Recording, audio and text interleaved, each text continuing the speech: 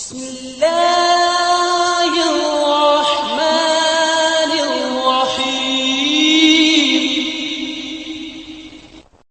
اللہ تبارک و تعالیٰ کہے گا جو جس کے ساتھ کل قیامت کے دن آئے گا اسی کے ساتھ کھڑا ہوگا جو دنیا کے اندر جس کو پوچھتا ہوگا، کسی نبی کو، کسی پیر کو، کسی ولی کو، کسی فقیر کو، جو جس کو پوچھتا ہوگا، جو جس کو دنیا کے اندر مانتا ہوگا، جو جس کے طریق کو اپناتا ہوگا، کل قیامت کے دن اللہ تبارک و تعالیٰ اس بندے کو اسی کے ساتھ کھڑا کر دے گا، اسی کے ساتھ لائے گا۔ یہ ماہ رجب ہے اور یہ بدعات کے گھیرے میں کیوں ہے،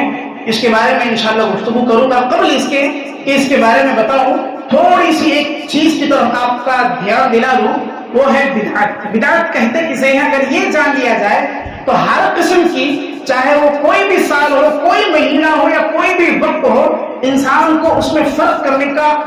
اندازہ مل جائے گا۔ بدعت کہتے ہیں لغوی اعتبار سے اگر دیکھا جائے تو وہ چیز جو پہلے موجود نہ تھی اس کو نئے طور پر لایا جائے، یہ بدعت کی لغوی تعریف لغات کے جو علماء اکرام ہیں انہوں نے بیان کی ہے۔ وہ چیز جو شریعت کے اندر پہلے موجود نہ تھی اس کو اب لے کر کے آیا جائے تو یہ بدعت ہے، یہ لغوی تعریف انہوں نے ذکر کی ہے۔ شرعی اعتبار سے یہ کہ وہ چیز جو شریعت کے مناسبت رکھتی ہے، شریعت جیسی نظر آتی ہے لیکن حقیقت میں وہ شریعت نہیں ہوتی ہے، اسے شریعت بنا لیا جاتا ہے، شریعت کے کاموں کو کیا جاتا ہے، اسی طریقے سے نئی چیز کو ایجاد کر کے اس چیز کو شریعت سمجھ لینا، یہ اس کی شرعی تعریف ہے۔ کسی بھی چیز کو وہ اسلام کے اندر پہلے موجود نہیں تھی لیکن اس کو وہ شریعت کا درجہ دے دیا جائے، اسے شریعت سمجھ لیا جائے اور اس کے اوپر ویسے ہی عمل کیا جائے، کام کیا جائے جس طرح کی شریعت کے کاموں کو انجام دیا جاتا ہے۔ مثال کے طور پر بتاتا چلو، نماز اللہ تبارک و تعالیٰ کی شریعت میں داخل ہے، روزے اللہ تبارک و تعالیٰ کی شریعت میں داخل ہے، نوافل جو اللہ کے نبی صلی اللہ علیہ وسلم سے ثابت شدہ ہے یہ نوافل شریعت سے ثابت ہے، لیکن ان میں تھوڑی سی زیادتی کر لینا، ان میں تھوڑے سے اضافے کرنا اور نئے نام کے ساتھ نئی چیز کے ذریعے سے اسے لوگوں میں رائج کرنا، پھیلانا اور اسے لوگوں میں بتلانا کہ یہ بھی سنت ہے، یہ بدعت ہے۔ واضح ہو چکا ہے کہ بدعت کہتے ہیں ایک ایسی چیز کو لے کر آنا جو پہلے موجود نہیں تھی لیکن پہلے کی جو شریعت ہے اس شریعت کے بالکل مماثلت لگے، بالکل اس کے برابر لگے، اس جیسی لگے، اس کا نام بدعت ہے اور لوگ اسے سنت سمجھ کر کرنے لگے، ثواب سمجھ کر کرنے لگے، یہ بدعت ہے۔ بدعت کے بارے میں اللہ کے نبی کریم صلی اللہ علیہ وسلم کی واضح حدیث، اللہ کے نبی کریم صلی اللہ علیہ وسلم نے کہا من احدث فی امرنا ھذا ما لیس منہ فہو رد، جس نے ہمارے دین اسلام کے اندر نئی چیز لائی اور اس نئی چیز کو دین اسلام بنا دیا، اس نئی چیز کو دین اسلام کا شریعت کا نام دے دیا، ھذا ما لیس منہ فہو رد، جس کا ہمیں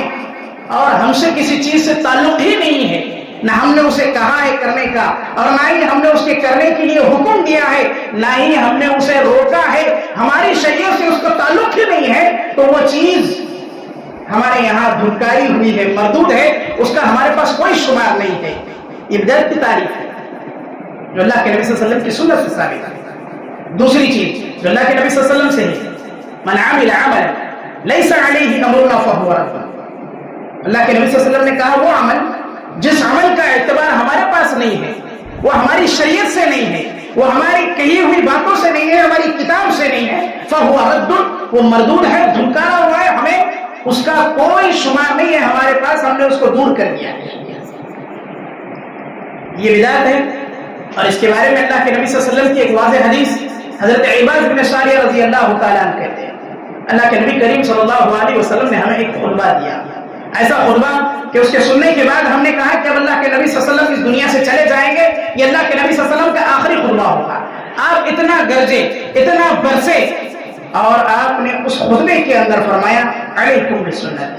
وسنت الخلفاء الراشدین المہدیین تمسکوا بها وعضوا علیہا بالنواجذ وإیاکم محدثات الامور فإن كل محدثة بدعة وكل بدعة ضلالة وكل ضلالة في النار۔ اللہ کے نبی کریم صلی اللہ علیہ وسلم نے فرمایا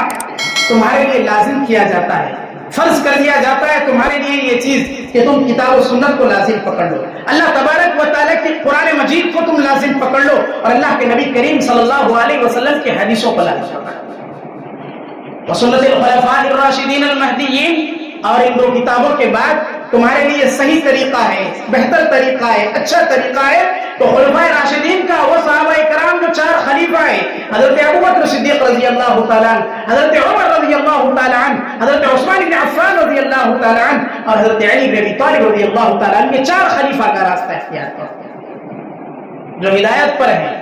سیدھے راستے پر گامزن ہے۔ وسنت الخلفاء الراشدین المہدیین تمسکوا بها وعزوا علیہا، ان صحابہ کرام کے راستے کو پکڑو اور اپنے مضبوط طریقے سے، مضبوط ہاتھوں سے اسے تھام لو، اسے چھوڑنا نہیں ہے۔ یہ عمل اللہ کے نبی کریم صلی اللہ علیہ وسلم نے سکھلایا کہ خلفائے راشدین کا عمل سب سے بہتر عمل ہے۔ اگر ہدایت یافتہ عملوں میں بہتر اگر کسی کا سنت دیکھنا ہے، عمل دیکھنا ہے، تو وہ خلفائے راشدین کی سنت کو دیکھنا ہے۔ تمسکوا بها وعزوا علیہا بالنواجذ وإیاکم محدثات الامور، تمہیں تنبیہ کی جاتی ہے بچو تم لوگ دین کے اندر نئی نئی چیزوں کو ایجاد کرنے سے، دین کے اندر نئی نئی چیزوں کو لانے سے، ایسی چیزیں جس کا سنت سے کوئی تعلق نہیں، شریعت سے کوئی تعلق نہیں، ایسی چیزیں دین کے اندر مت لاؤ، ایسی چیزوں کو ایجاد دنیا کے اندر نہ کرو۔ فإن كل محدثة بدعة،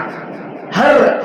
بدعت نئی چیز جو دنیا کے اندر آتی ہے اور وہ شریعت کا جو ہے پہراوا پہن کے آتی ہے، شریعت کی چادر اوڑھ کر آتی ہے، اور حقیقی معنوں میں اگر پردہ اٹھا دیا جائے تو وہ بدعت ہے، نئی چیز ہے، شریعت سے اس کا تعلق نہیں ہے، ایسی چیز تمہیں گمراہ کرنے والی ہے۔ کل محدثۃ بدعۃ، ہر طرح کی بدعت، وکل بدعۃ ضلالہ وکل ضلالۃ فی النار، اور جو یہ گمراہی ہے، بدعت کی گمراہی، اس کا آخری ٹھکانہ جو ہے وہ جہنم کا ٹھکانہ ہے، یہ تمہیں جنت کی طرف نہ لے جائے گی۔ یہ وہ عمل ہوں گے جو تم لے کر دنیا کے اندر کر کے آؤ گے اللہ تبارک و تعالیٰ کے یہاں پر، اللہ تبارک و تعالیٰ تمہارے ان عملوں کے ساتھ آخرت میں تم کو لوٹا دے گا۔ اللہ تبارک و تعالیٰ کہے گا اس میں ہماری شریعت کی مہر لگی ہوئی نہیں، یہ اللہ کے نبی صلی اللہ علیہ وسلم کی سنت سے نہیں ہے، یہ خلفائے راشدین کے طریق پر نہیں ہے، یہ قابل قبول نہیں ہے، اس لیے کہ یہ جو طریقہ ہے یہ تمہارا خود ساختہ طریقہ، دنیا کا طریقہ ہے، اور یہ طریقہ ہمارے یہاں چلنے والا نہیں ہے۔ اللہ تبارک و تعالیٰ لوٹا دے گا۔ یہ بدعت ہے جس کو سمجھنے کی آج ضرورت ہے، اگر یہ سمجھ جائیں تو اس کے بعد کے سارے مراحل آدمی کے آسان ہو جاتے ہیں، چاہے مہینے کی ہو، چاہے سال کی بدعت ہو، چاہے ہفتے کی بدعت ہو، ہر اعتبار کی جو بدعت ہے، ہر عمل کی جو بدعت ہے، اس کو انسان اچھے طور پر سمجھ جائے گا۔